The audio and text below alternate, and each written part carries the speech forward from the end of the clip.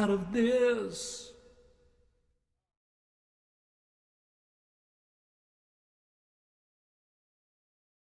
We can pick our fighting ground. Do we want to fight?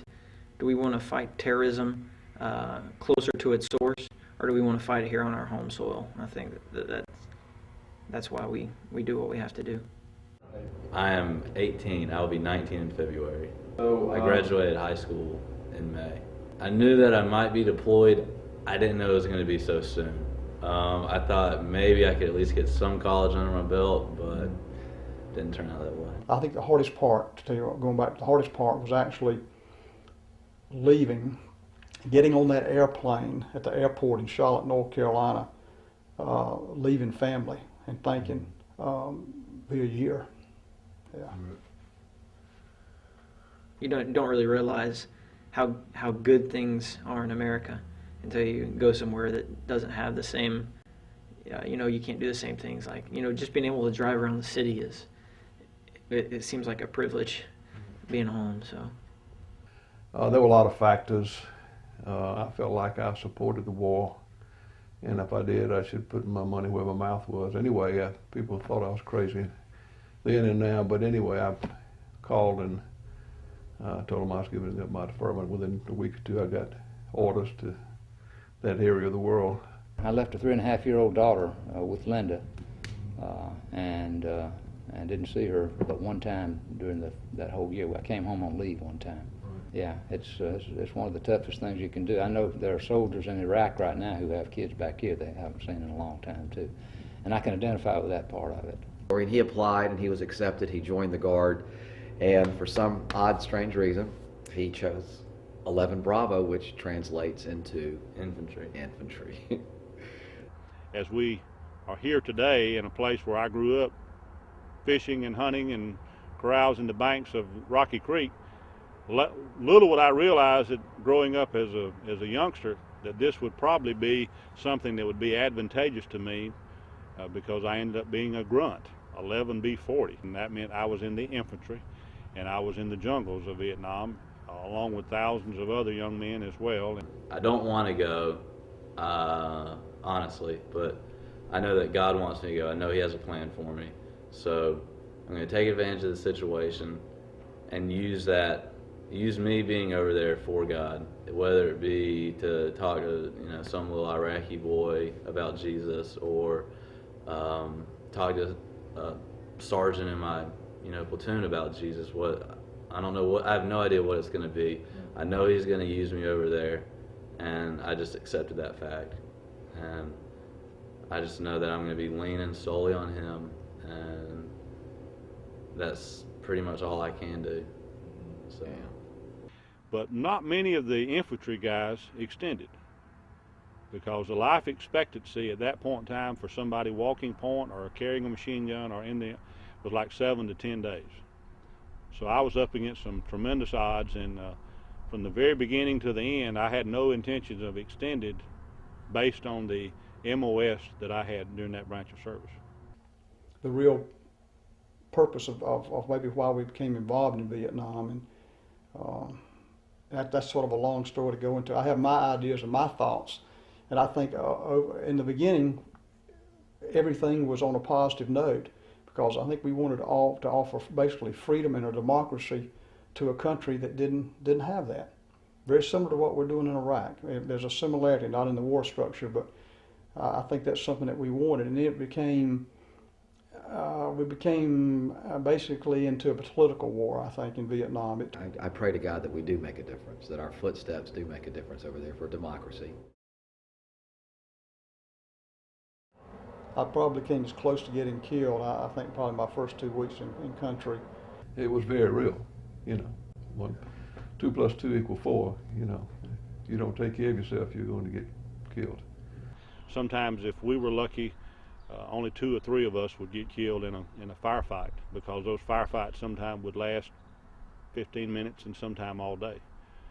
So living conditions and being afraid, yes, I was afraid. And anybody who was in the jungle and said that he or she was not afraid, then there was something wrong with them, because I certainly had the fear factor. Yeah, fear is a factor. for the time that you're there, you did not know what the next second would hold. I don't think it would be an exaggeration to say that we hit 50 times, and I base that on the fact that a fellow was keeping a calendar, and I noticed for 2 months we got hit more often than we didn't. So with incoming rockets and mortars, and once was enough to hear a bullet go by my head. That's after being up all night with the first mortar attack and taking care of people who were screaming and seeing the flash and smelling the smoke and working in that environment. The next morning looked mighty good. I remember being up all night and dirty and sweaty and sand between me and my flight vest, but that was a glorious morning, yeah. Like, yeah, I don't really know what I'm going into. I have an idea. I know it's bad, and having my faith in Jesus Christ and, you know, having my foundation on that rock, it's really taken away the fear of me dying right now.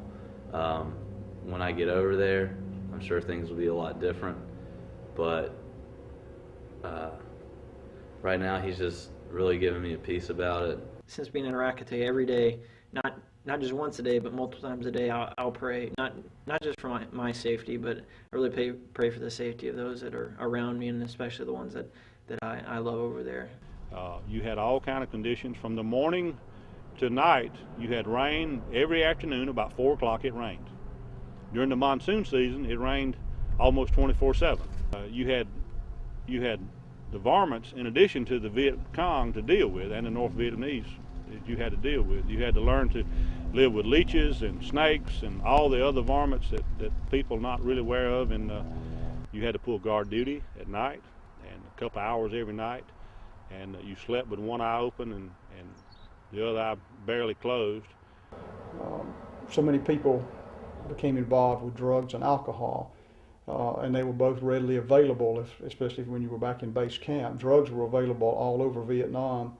Marijuana was grown openly. It was not a law in Vietnam that you couldn't have it. So most of the Vietnamese people smoked marijuana all the time, just like they would like you'd smoke American cigarettes. So it was available, and due to the war pressures, so many soldiers, and I knew some that had this to happen, got really involved in drugs.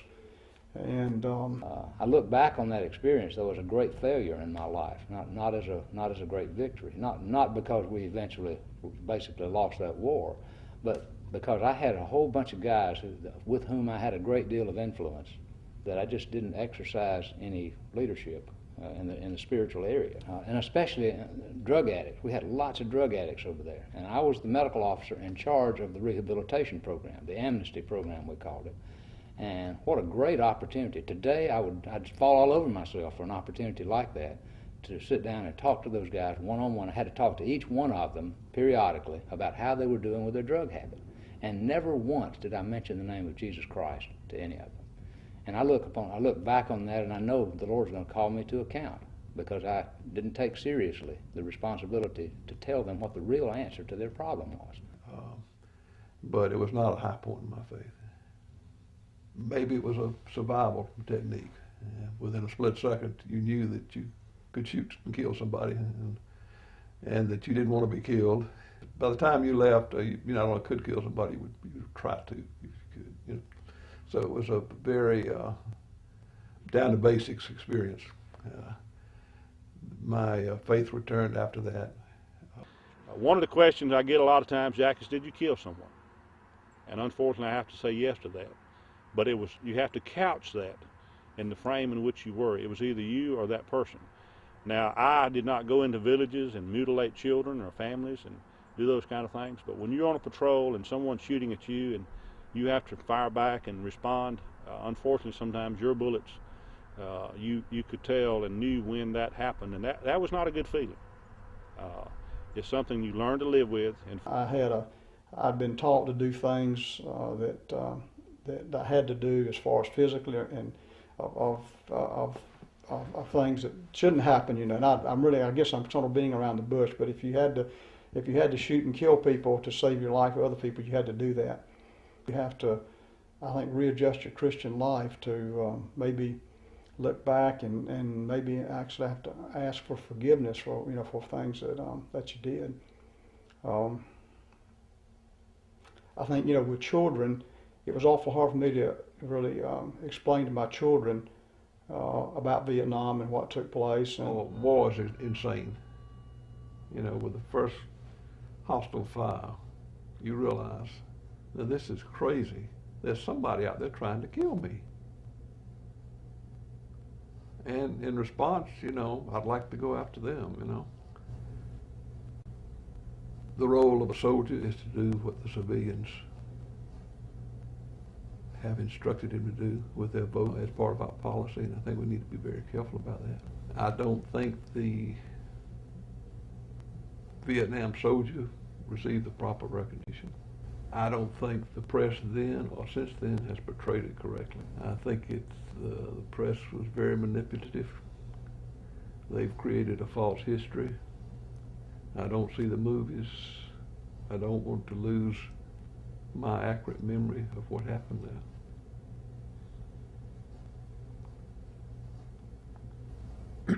I'm glad to see that things have changed. Whereas Iraq now, they're undergoing the stress that we did sort of in a different way. I don't think we'll make the same mistakes. You can already see they're not going to make the same mistakes with guys coming back from Iraq.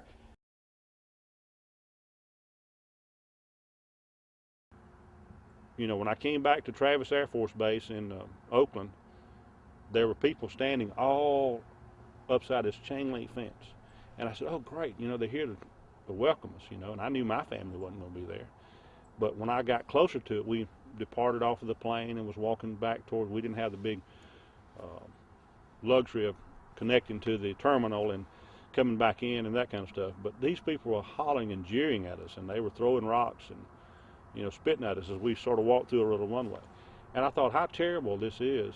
Here I have tried to protect my country the best I could for that particular time, and now these people are treating us like we were criminals, and they were yelling baby killers and all that kind of stuff. And I think that my faith helped me adjust, along with supportive people. Oh, you'll drop down into a defensive mode. I've done that. I did that for years after I came back. I was startled by noise at times. And the helicopter, helicopters embedded in my mind forever. It was friendly. Thank goodness you never worried about a helicopter being the enemy. See, the helicopters and there were just helicopters around they just heard that beating of helicopter all the time. And I hear it, where normal people don't. I hear a helicopter coming, just when you hear that early go that. Right. It'll pick up, and most people don't even look when I watch helicopters, just because they're friendly. They were our best friends. I got back on September of 1971, and had some friends of mine were hunting.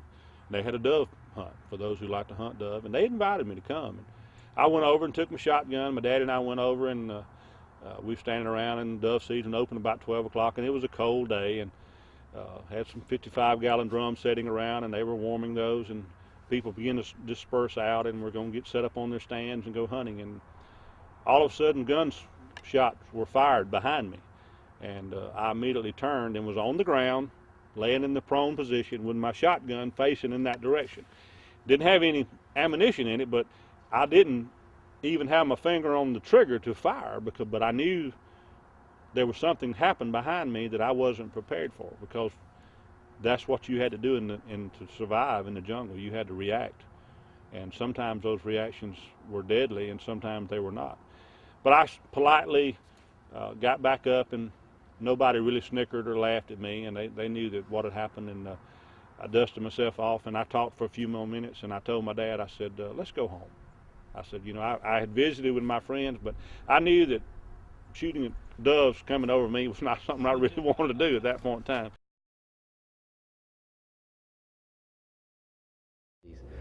I pray to God every day that I want his personality coming back intact too. And I want him to come back to being our Greg. He's a real source of joy to this family. And his mother just loves to talk to him, and she does. She loves her boy. And I want him to come back, and I want him to be able to be 19 I don't want him to come back and be 19 thinking like a 47-year-old. Right. I don't want those burdens on him. The older I get, the more I realize that God had He had a hand in me surviving. There was friends of mine behind me, beside me, in front of me, that would either receive some sort of injury and some of those were unfortunately in death. And You know, I am a Christian, and but I don't understand why we have peaks and valleys sometimes. But I do think it's something you can't take for granted. You have to work on it. Glad I was allowed enough time to work on it. Again, the scars are there. You never forget the memories. The scars are there, but you come back and you adjust. Yeah. You know, you just adjust. I think without that strong Christian background, I don't know how guys get through stuff like that. And that was my mistake as a soldier. You're talking about soldiers on the battlefield. I wish I had leaned on the Lord more in those years. Not because it would have given me more protection. I mean, a Christian we understand that this life is short, and it can be very short, or it can be relatively long, but ultimately we're going to be with the Lord.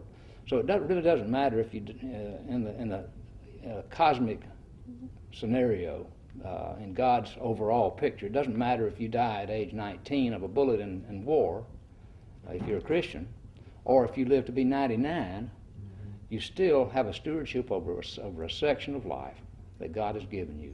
And what you do with it, I think, has a lot to do with your rewards when you get with the Lord, when you are physically present with Him. I wish I had leaned on the Lord fully while I was in Vietnam, because I would have had some wonderful opportunities to lead people to Him.